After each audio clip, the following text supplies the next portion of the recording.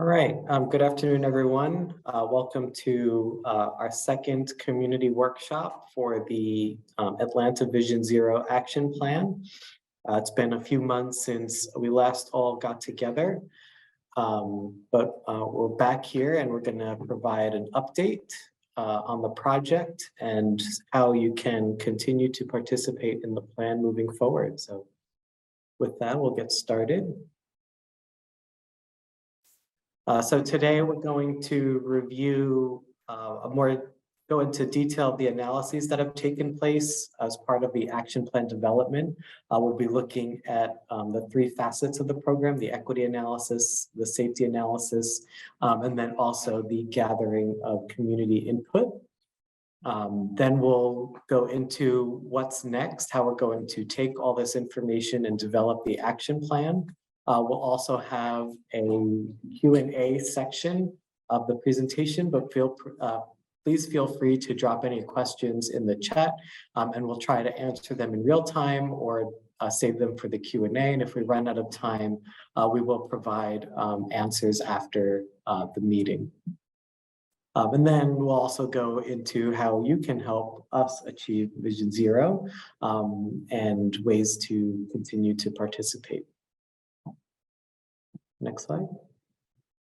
So just project team, those of you that were with us last time, pretty much the projects team has stayed consistent.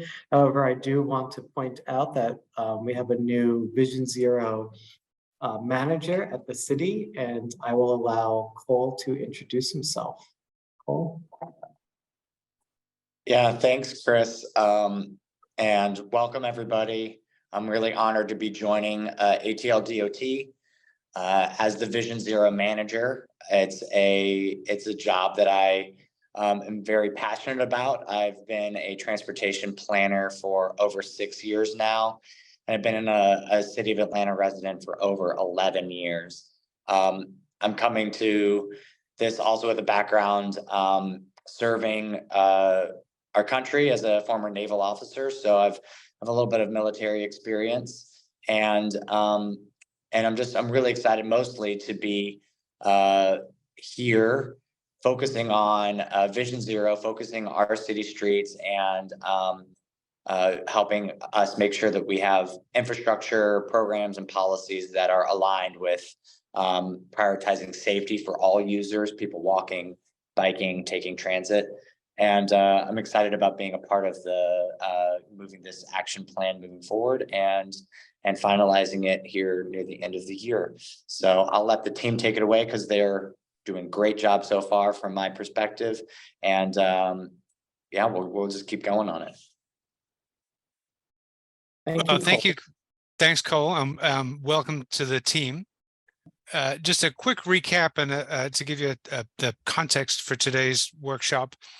The establishment of Atlanta DOT relatively recently has given a new impetus to the Vision Zero initiative and work that's been going on for several years. Started with an action plan for safer streets and a preliminary high injury network, and has developed over the last 2 or 3 years to a place where today we are midway through the development of an action plan with an emphasis on action, which is going to enable the city to focus on the most dangerous locations, corridors, types of roadway in the city, and attempt to reduce the number of fatalities and serious injuries at those locations. While we do that, the work has not stopped, and you will, I'm sure, all be aware of things like the new default 25-mile-an-hour speed limit that was introduced a couple of years ago. There are other activities that Atlanta DOT is doing as we develop this specific, more detailed action plan. If you can change the slide for me, Rachel. You're going to hear in a minute about more of a deep dive into the crash statistics and analysis that we've done, the community input that we've gathered and continue to gather, and how we are centering the entire project in equity to make sure that the solutions and the work that we do is equitable. And it's this data-driven approach that really sets Vision Zero and the Safe System approach apart from previous work. And critical to that Vision Zero approach and safe system approach is that the value of establishing a common understanding and foundation of the issues that we're attempting to address. That means the crash analysis, the community input, and the equity analysis that we're going to hear about in more detail. As we finish that part of the process, we're starting to identify and match countermeasures and preventive measures to solve the issues that we've identified. Just last week, the task force, which I'll talk about in just a second, started to identify specific actions and strategies that are going to enable those countermeasures to be implemented. But there's still input to be gathered this week, and there's still some more work that we'll be undertaking to understand where the data and the community input perhaps don't jive, what priorities and issues may be more pronounced in communities of concern that we need to look a little more closely at. So that the input process continues today, this week, and into the immediate short term. Next slide. And the planning process at the moment is what we're attempting to do through the engagement, through the crash analysis, through the equity analysis, is to create a really clear, well-documented thread that links the issues and problems that are identified directly to solutions, and the action plan is going to identify the implementation steps necessary to see those solutions into reality. Next slide. And the group that is helping guide that process is a task force that, as you can see from the list of participants here and the way they're organized, is a very broad group.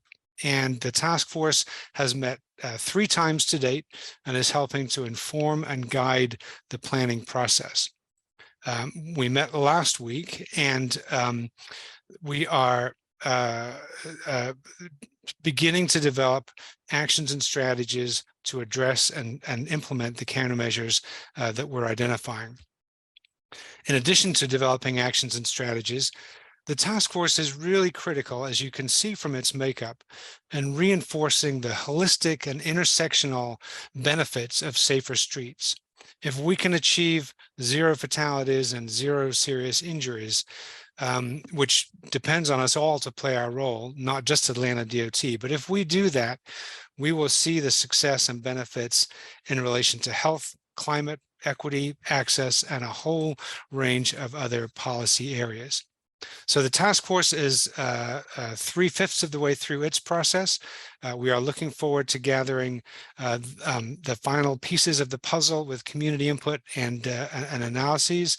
And to give you a sense of how that's shaking out and to give you more detail, let me go to the next slide and introduce Betty from the city to talk to us about the equity analysis that is underpinning the process.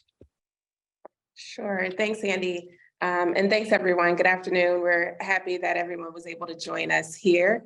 And so a critical and important piece of successful Vision Zero programs is being able to center and include equity and justice in our work. And so that's something that is important to us here in Atlanta and at ATLDOT. So very early on, when we started really thinking about Vision Zero, we conducted some data analysis around equity, looking at various data indicators to help us determine where some of those communities are in the city that really have gone underinvested, that we could really focus and center some of our work. So over the next couple of slides, I'll be briefly discussing some of that. Next slide. Okay, so these are the data indicators that makes up our communities of concern methodology. And so again, these were transportation-focused data that really would help to serve us in identifying communities where there is a great need for improved, safe and safer infrastructure, starting with no vehicle access. So we were looking at communities in the city that had a significant percentage of households that had no vehicle access. So that really tells us that there is a significant reliance in those communities on non-vehicular modes, so walking, taking transit, and bicycling. And then focusing on those communities that had significant percentages of school-aged children and people over 65, your seniors. Again, these are vulnerable populations, these are vulnerable ages, and they are more susceptible to severe injuries or even death if they are involved in a crash. And so we, again, want to make sure that we are providing infrastructure in those communities. And then also looking at race. We know that African-American communities have generally and historically gone underinvested in. So it's important for us to pull in the race and really understand communities where there's a history of that, of being disadvantaged or underserved. Also, single parent households, we know that having a singular income, they are also burdened by the costs associated with housing and transportation.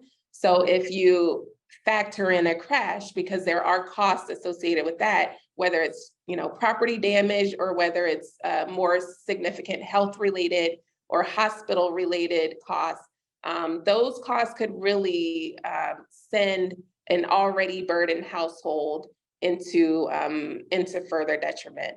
So that's why looking at single parent households, income, not having health insurance, looking at those data indicators are important. And then also factoring in travel time to work. Again, that shows that there is a need to have better access to opportunities. If the travel time is over 20 and 30 minutes for many communities that are communities of concern, which is the case, you could be looking at, job threatening consequences if they are not able to have reliable transportation or access to opportunities. And again, just their overall work-life health balance is jeopardized.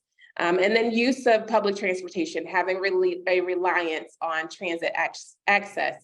And so all of these were, again, important to help us understand those communities that really are on the verge of, they're already identified as vulnerable, but if impacted by a crash, they really could be significantly detrimental.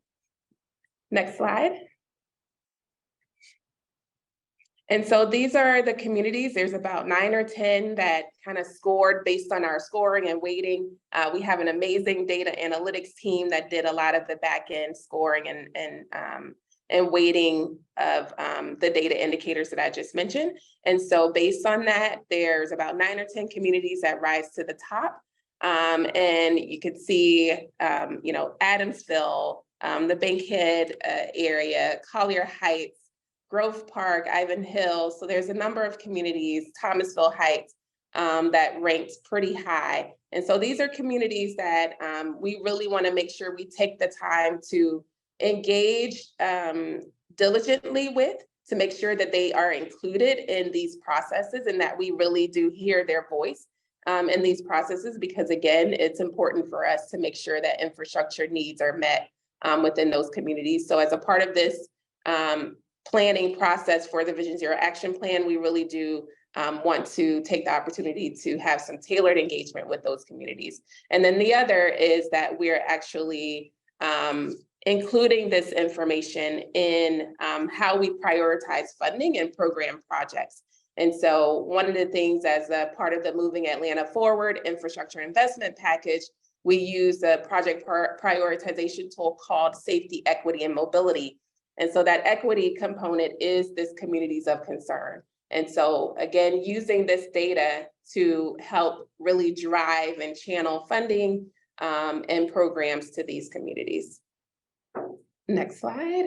And that may actually be it for me. So I'll turn it over to Ian to take it from here. Great, thank you, Betty. So I'm going to cover the safety analysis and crash analysis that's been done to date. That's going to build on a lot of the concepts that Betty just introduced and cover the high injury network update, a systemic safety report based on a proactive approach to safety analysis.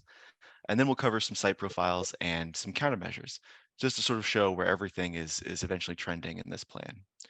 Next slide, please.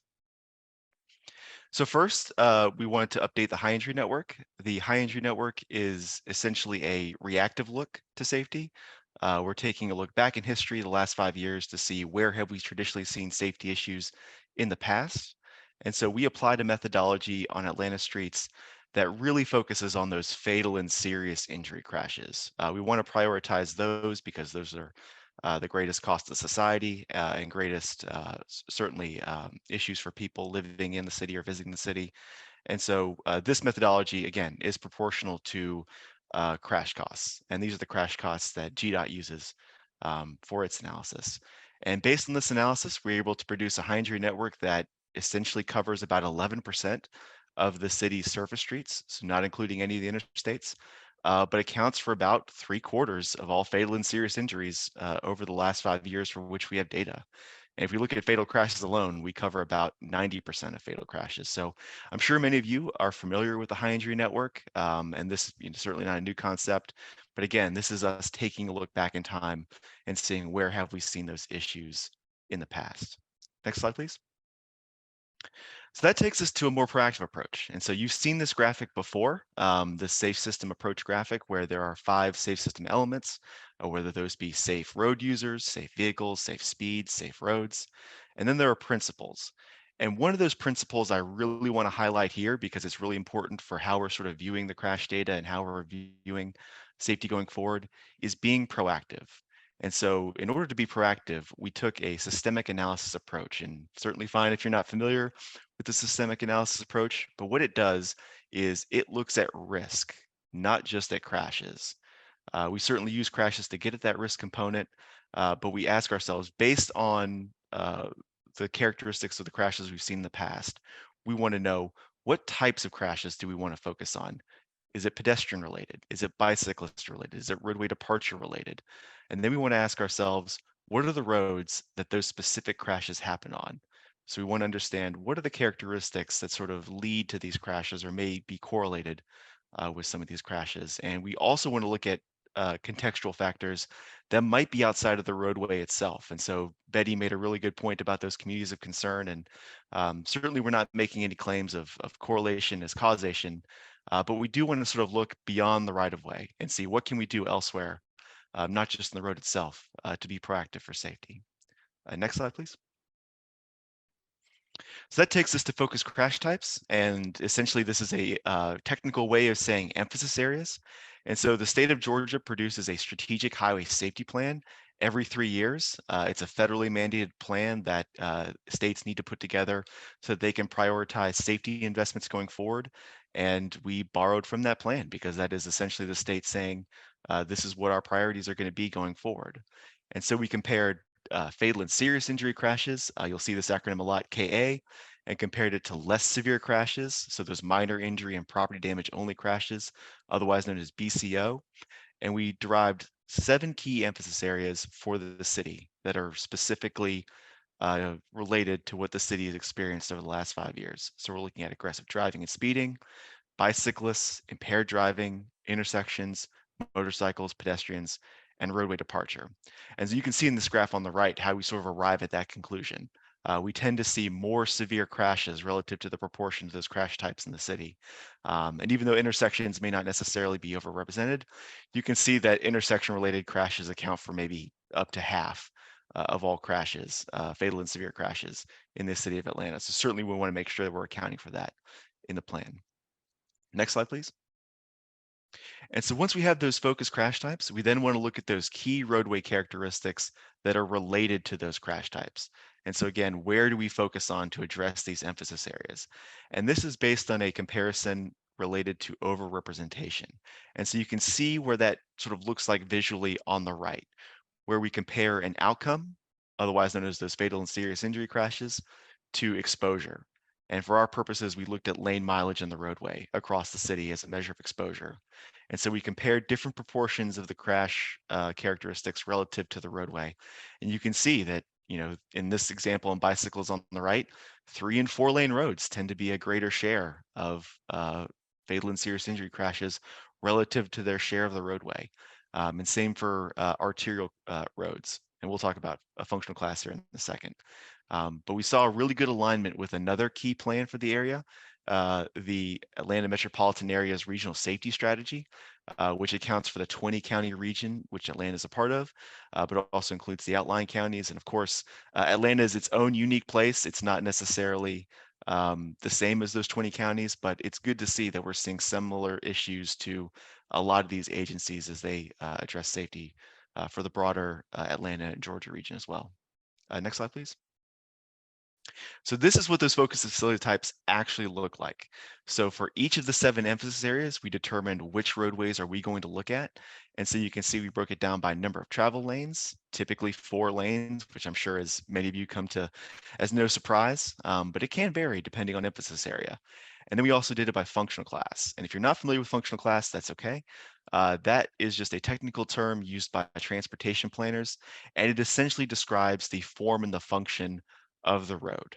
And so arterial and collector streets, it may not necessarily be your neighborhood street, which is more of a local road, but these are the roads that would connect you to, say, an interstate or another type of highway.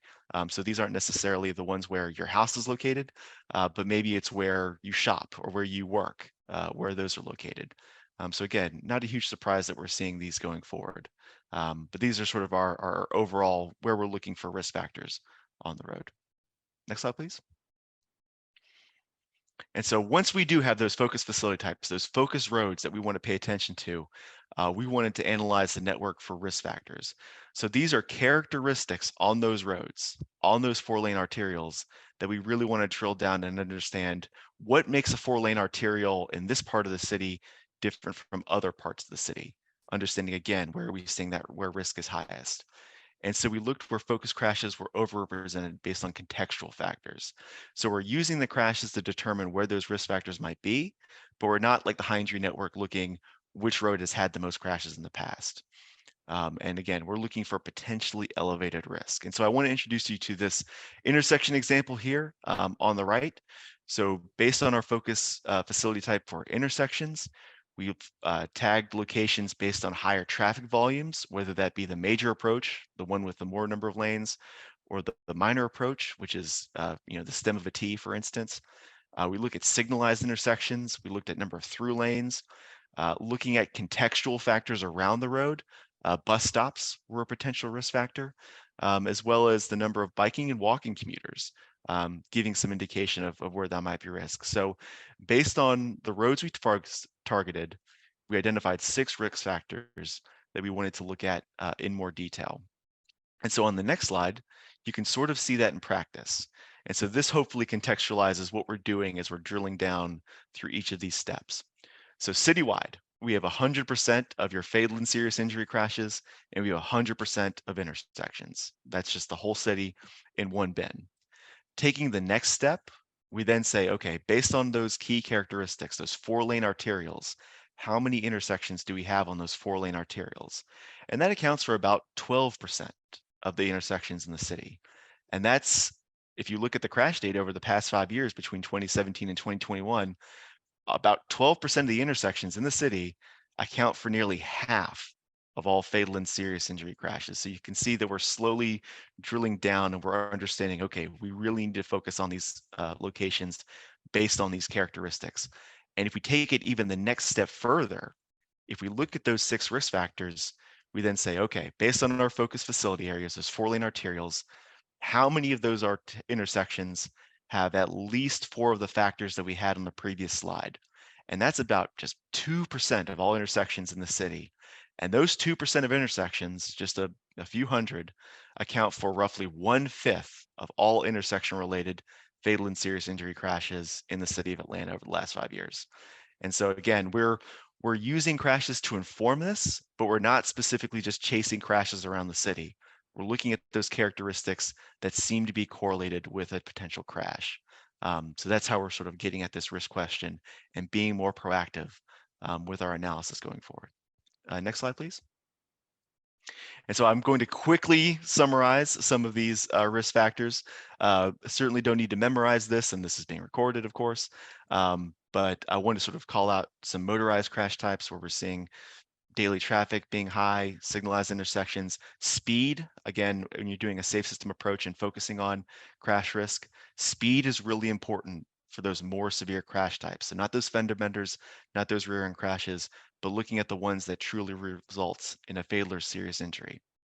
Those communities of concern that Betty noted, those also correlate with a greater share of fatal and serious injury crashes. And again, really want to emphasize it's correlation. We're not implying a causal relationship there. And then, of course, we're looking at other characteristics like how close are you to a near or first responder facility, other equity concerns like limited English proficiency, and then commuting patterns. Do those make a difference? And so, Rachel, if you don't mind clicking once here, one thing we found really interesting was this correlation between speed and the communities of concern. And I think that's really important as we go forward in the plan and understand. So we've identified these communities that have characteristics that we really want to emphasize and make sure that they're getting the investment that they need. And it's through this analysis, we sort of discovered that they are incredibly related to speed.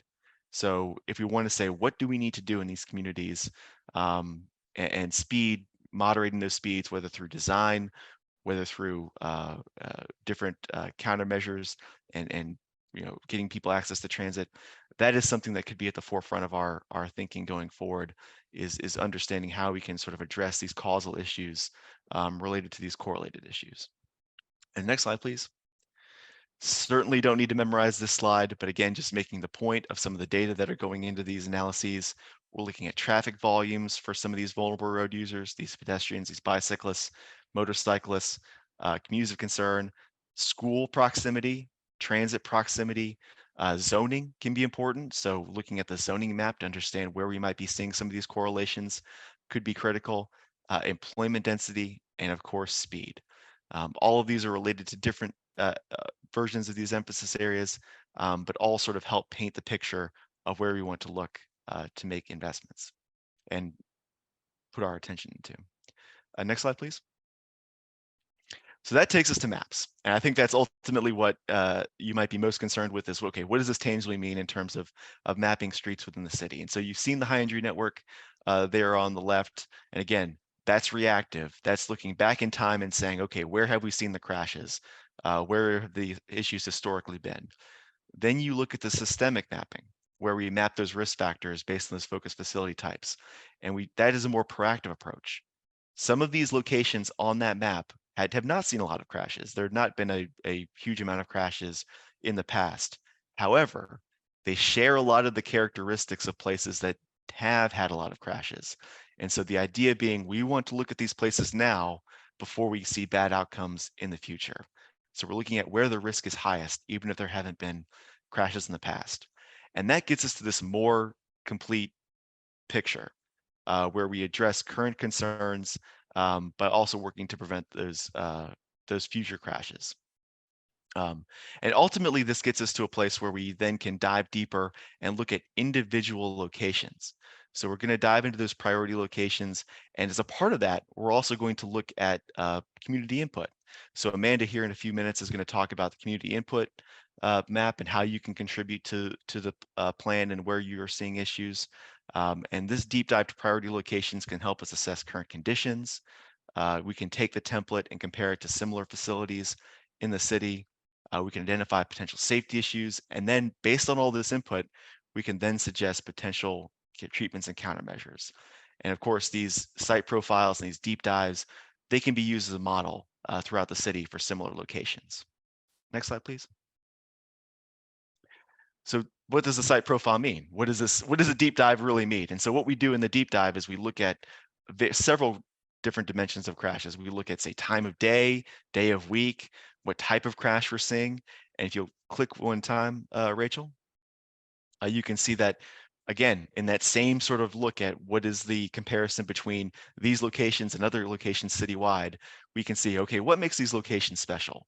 Where are we seeing the real issues? So we're seeing things during rush hour, during the day. We're seeing commuting time peaks, and we're seeing a lot of crashes that sort of lead to these fatal and severe injury crashes.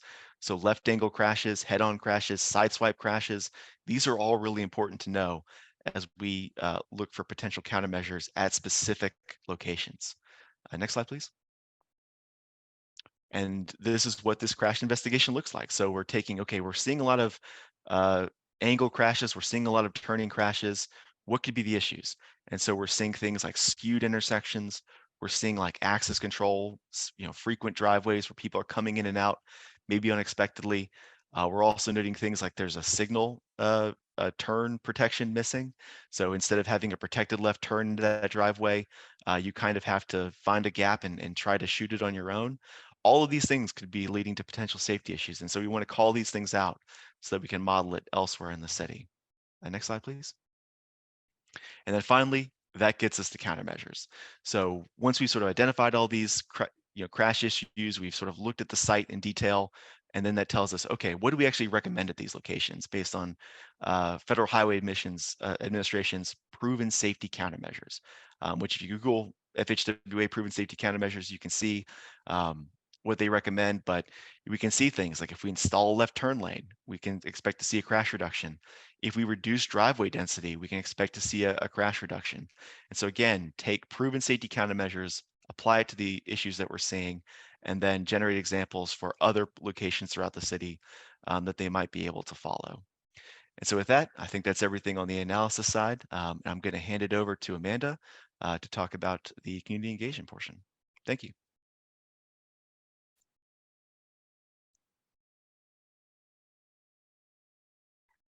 Hi, everyone. I'm going to take just a few minutes to give some highlights on the engagement that we've done to date. I do want to point out that I just put the link to the ATL Vision Zero website in the chat. I will note that ATLDOT also has a site dedicated to Vision Zero, but this website is particularly dedicated to this action plan development.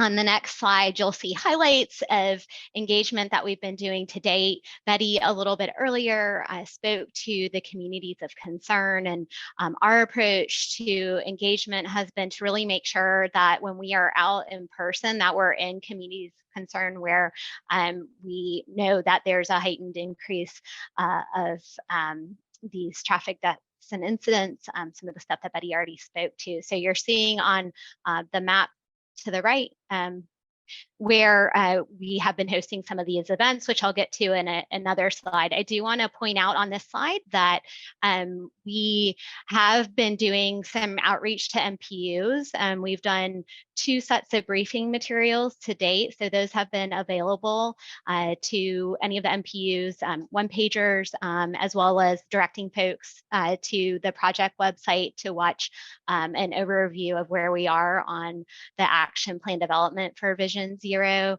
We have sent specific emails out to MPUs where communities of concern are located, as well as the neighborhood organizations in those areas.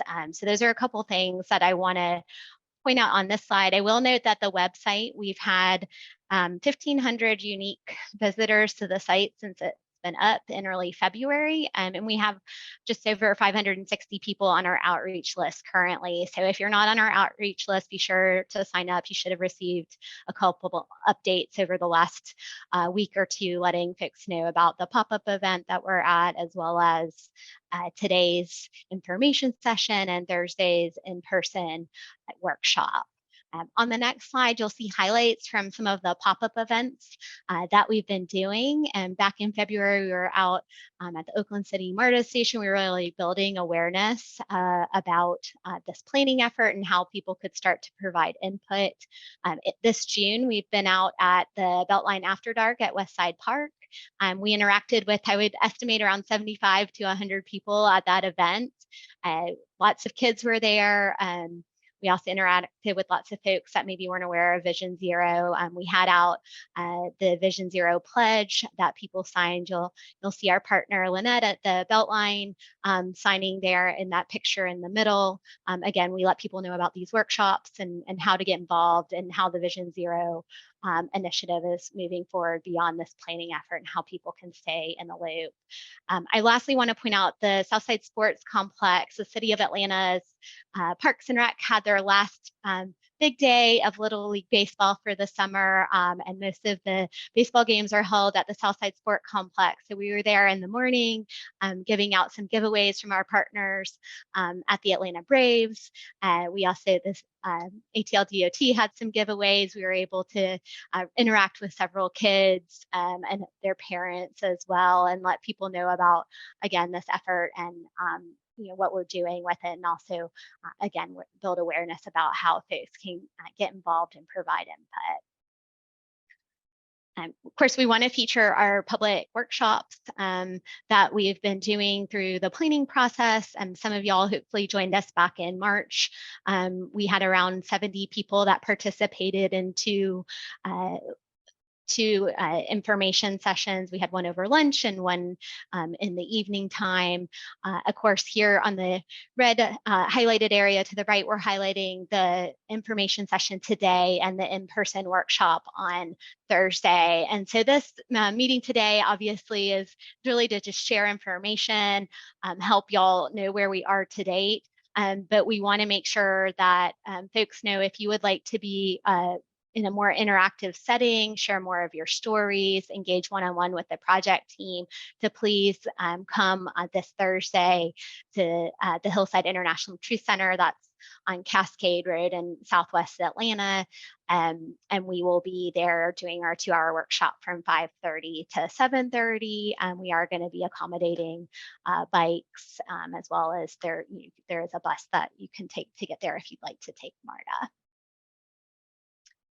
On the final slide here, we want to highlight all of the great community input we've collected to date through our online input tool. The really important thing I want to point out here is that we are closing the tool at the end of June, so we can make sure we're looking at all this great information we've collected as we move forward with recommendations and the rest of this planning effort. You'll see on the left that we've gotten a lot of input. I want to make sure I highlight the exact numbers. We have heard from We've gotten roughly 2,200 unique comments, and we've had over 3,000 unique visitors to the site. So not everybody is commenting. If you do go visit, please do provide comments in any areas where you think safety improvements are needed. And also you can get to the site and look around and see what's going in areas that you spend a lot of time either live or work or play. You will see on the right that we have mostly been hearing, most of the comments have been about safety for pedestrians, but we also have been getting a good amount of input on bicycle and scooter safety related issues, as well as where traveling as a motorist is unsafe as well. And with that, I will hand it, I believe, over to Chris to take us through the last few remarks. Sure. Thank you, Amanda. Next slide.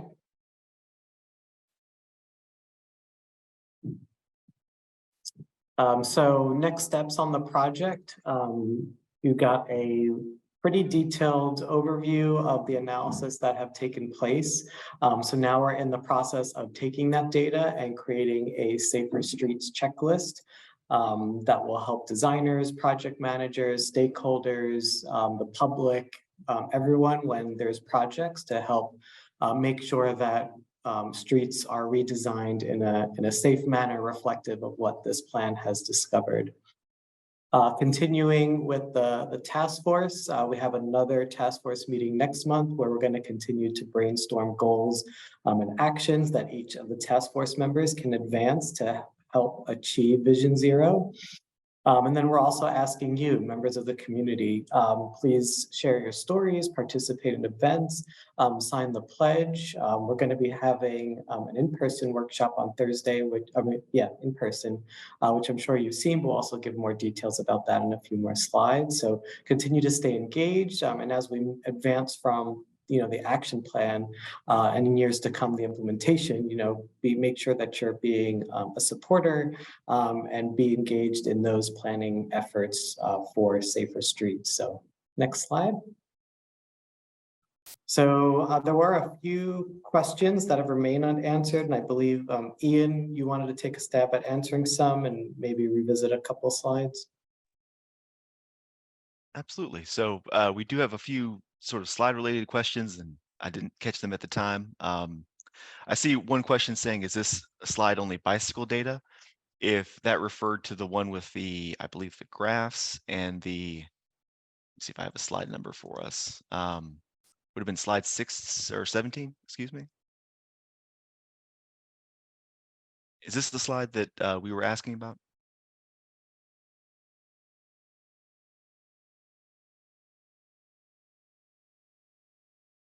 And if it is the slide, this is bicycle data alone, but it's just sort of a representative example of how we're sort of treating all the emphasis areas, not just bicyclists. And then I see another comment asking about what do the dots mean on the slide? I presume it's this slide.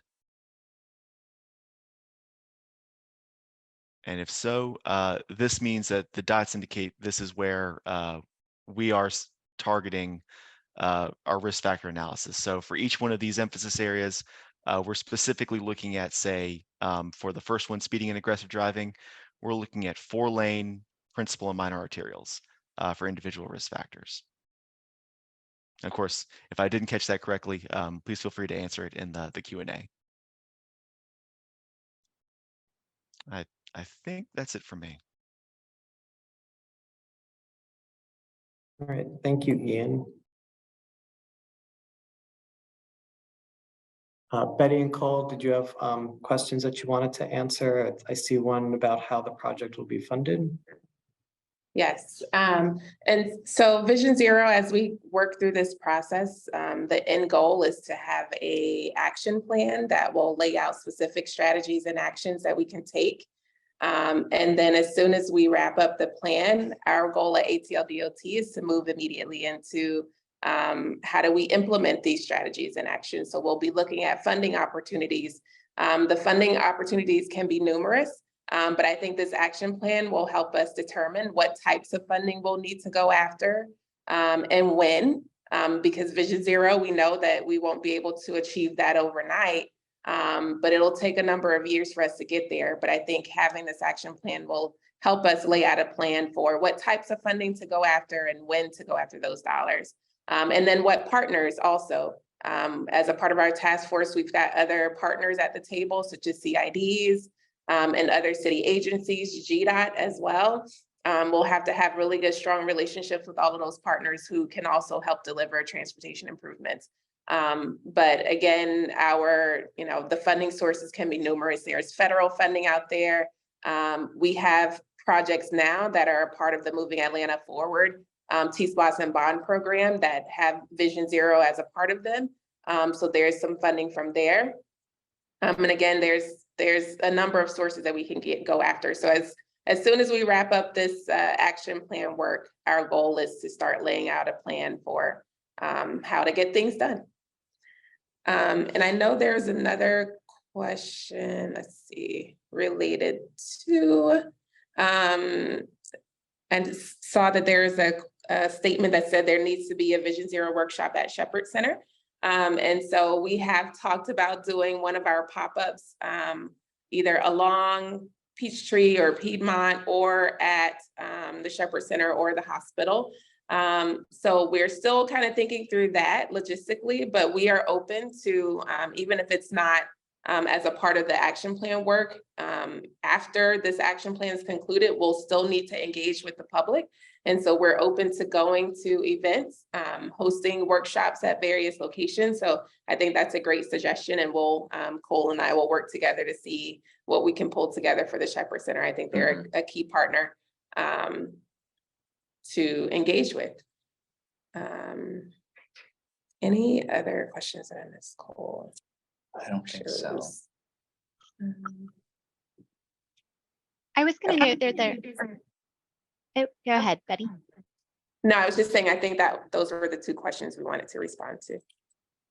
there was a question about the input in MPUs A, B, and C and whether we were doing any focused events in that area. I failed to mention that we are planning to do one more virtual workshop as well as one more pop-up as a part of this project team. And I know ATLDOT is trying to plug in at different events where it makes sense and there's going to be good community turnout. So I will mention that we are currently targeting to do our final pop-up event as a part of the action plan at the Atlanta Streets Alive, which will be at on Peachtree Street in Atlanta, which we feel like pulls folks from all over the city. That's tentatively being planned for September. And then we will also have a workshop in September, again, online, like this one, to share recommendations. But if you have a suggestion for an event that Vision Zero should show up at in your area, please let us know. Otherwise, please be sure to help pass along those outreach emails that we've been sending and encourage people to participate on the input map. As I mentioned, that will close at the end of June, so we can use that information in our plan recommendations.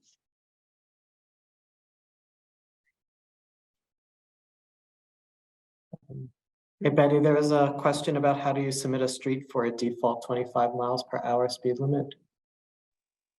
Yes, so as a part of the Vision Zero ordinance, there were a set number of streets that were identified to automatically be reduced to 25. And then there's also some streets that are a little bit more complicated to get reduced. So it's some arterial streets or collector streets that are on the state list of roads for approval for radar enforcement. And that's for our local law enforcement to be able to run radar on those streets. So there's a little bit more complications in being able to reduce those. We are holistically looking at all of the streets in the city to see how we can work with GDOT to be able to reduce all of the streets in the city. But I would say if there is one that is of immediate desire and need to be reduced, you could also work through your council member to request that. And they have some enabling power through legislation to be able to request for those streets to be reduced.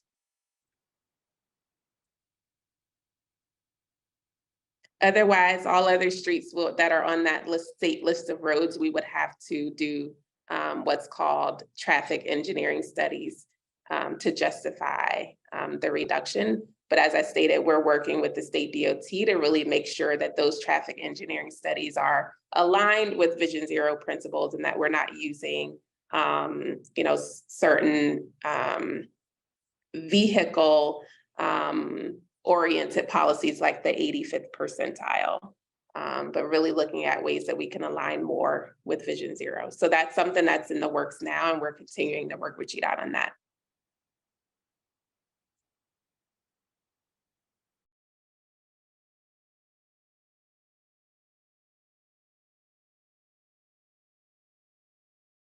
There was a question, was the installation of Jersey barriers on Edgewood and installation of bollards on 10th between Juniper and Peachtree Street part of the Vision Zero work? Betty, do you know who installed those and through what program? I can't tell you for sure. There are, so we've embedded Vision Zero in all aspects of ATLDOT. So that's from planning to design to construction and then maintenance. And so we are looking at opportunities for facilities that are on the ground today. How do we make those facilities better? How do we move some from being unprotected to protected? And some of them may require more of an interim solution where you may see those orange barricades being put out. And again, that's an attempt to really provide some form of protection in the interim until there is a funding source identified to do more permanent protections. But yes, I would say the general premise behind us putting some of those barricades out is safety in Vision Zero.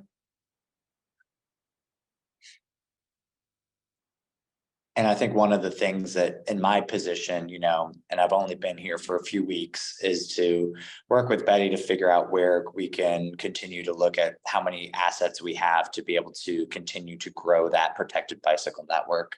and better maintain the ones that are out there right now.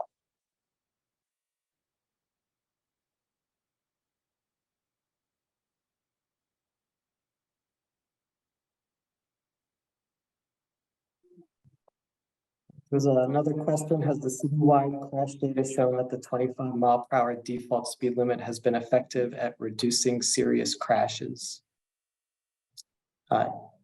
Ian, did the data take this into account, or has it been too recent to ascertain a trend or an impact? Likely too recent. You need at least 3 years of crash data, and the crash data we have even only goes up to 2021. So, to get that more robust sample size of 3, 5, 7 years of data, definitely better to have a larger sample size.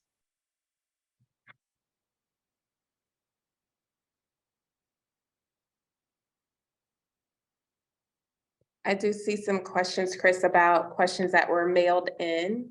I know we are planning to provide responses to those via email. But if you have those handy, Chris, I don't mind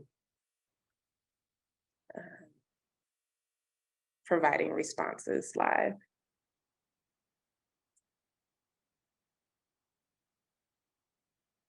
I can read out the ones from Jennifer if that's helpful, Betty. Okay. Okay. The first question was ATLDOT has been studying the high injury network. Can you share those findings? Will the proposed fatal crash commission cross-reference with the high injury network to establish priorities for deployment of resources? Yes, so the presentation that we provided today, many of the slides were geared around our findings with the HIN and our data analysis. So again, the presentation will be available after we conclude here today. It'll be available on the website. So you can go back and listen to some of those slides again if you need to. But yes, we are planning to, I think very similar to the question that was answered around, implementation.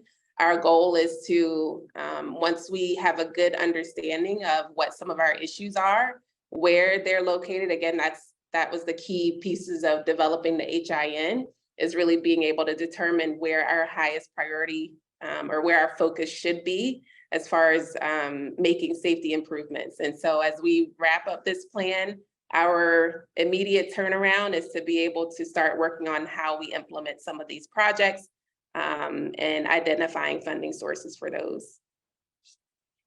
And Betty, there was one more. Oh, go ahead. I don't know if I answered the last part of the question. Can you repeat it? Will the proposed fatal crash commission cross-reference with the high injury network to establish priorities for deployment of resources? Gotcha. Yes. So the proposed fatality review commission is an effort that's being proposed in council today through legislation. But yes, it does propose to utilize data from the HIN. And the key goal is to really bring together partners such as ATLDOT, law enforcement, state DOT, and other city agencies to do a deep dive or review of fatal crashes that happen. So there's definitely alignment there with the Vision Zero program. Betty, there was one more question, and you may have indirectly spoken to it, but the question was ATLDOT had a sidewalk inventory done a few years ago as Vision Zero was gearing up. Can you share those findings and speak to the status of planning and projects resulting from that knowledge? Yes, so the sidewalk inventory was completed back in 2020, I want to say. And there has been presentations to council on the findings of that inventory. So we can try and dig up maybe some of those presentations and just share them or make them available. But yes, how we utilize that data, we utilize it today. One of the biggest transportation infrastructure investments that's happening in Atlanta is the Moving Atlanta Forward T-SPLOST and Bond program. And a central part of how projects were identified and prioritized on that project list was utilizing that sidewalk data. So as a part of the Moving Atlanta Forward package, there's almost $200 million that's going towards sidewalk improvements and trails. The majority of that is sidewalks. I think at least 150 million of that is sidewalk improvements. And so how we identified the places to spend that money is through the sidewalk inventory and identifying where there are gaps in our system as far as sidewalks go, and then where there are much needed repairs. And so, yes, that data continues to be important to some of our decision making.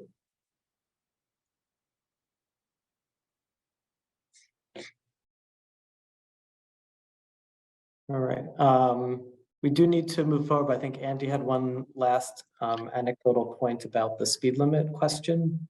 Just a quick one to say that while it's too soon to tell what the outcome has been in Atlanta, Seattle is a couple of years ahead of you, and they've just reported earlier this year on a statistically significant reduction in the likelihood of crashes as a result just of changing the posted speed limit.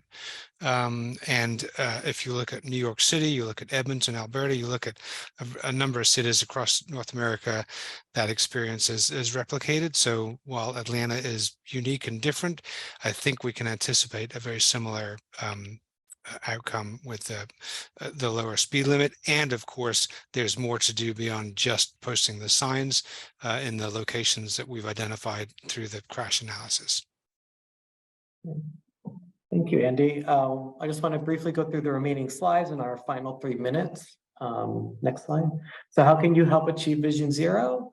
We'll show you how you can help. Next slide. So sign the pledge. This is something easy to do. This banner will be at our community workshop with a little card that you'll have that explains how you can help us achieve Vision Zero as someone that uses our streets on a daily basis. Next slide.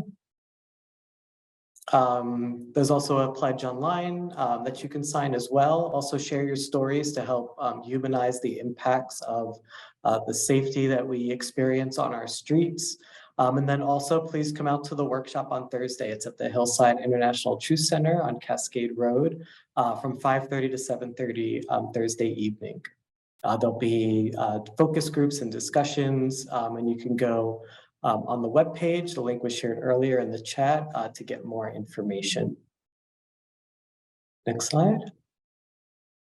And then also just to stay up to date, in addition to signing up for our email list, you can follow ATLDOT on social media to get updates about upcoming events and planning initiatives. Next slide. And with that, hope everyone enjoyed the presentation and have a good rest of your day. Thanks. Thank you, everyone, and come see us on Thursday if you can.